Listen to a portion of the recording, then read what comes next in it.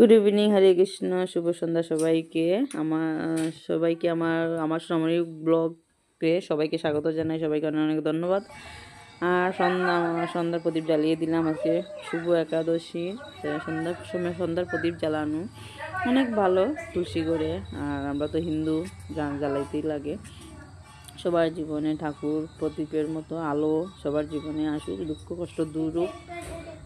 যারা আমার ভিডিও দেখো তাদেরকে অনেক ধন্যবাদ। নতুন যারা একটা সাবস্ক্রাইব করে পাশে থাকবেন। আমি ঘরে একটু দুনৌনা দেখাইলাম। দুনৌনা দেখাইলে মনে অনেক শান্তি লাগে।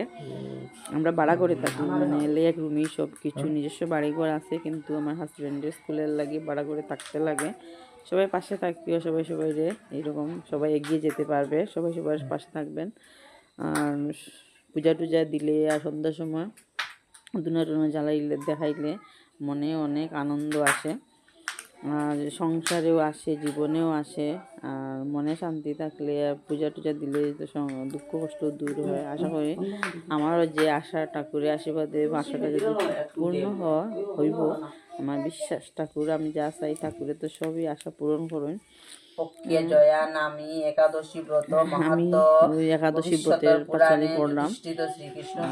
সবাই ভালো থাকো, সুস্থ থাকো। আর ভিডিওটা পুরো দেখে স্কিপ করিও না। সবাই ভালো থাকবেন। হে জগৎপতি শ্রীকৃষ্ণ, আপনি সেদশ অবুজ উদ্ভিজ্জ জরায়ুজ এই চারি প্রকার জীবনের মূল কারণ, উহাদের সৃষ্টি রক্ষা এবং বিনাশের কর্তা আপনি। আপনি কৃপাপূর্বক মাঘ মাসে শুক্লপক্ষে একাদশীর মাহাত্ম্য বর্ণন করুন। এই তিথি পালনের বিধি এবং উহাতে কোনো দেবতার পূজার বিধান রহিয়াছে তাহা কৃপাপূর্বক বলুন।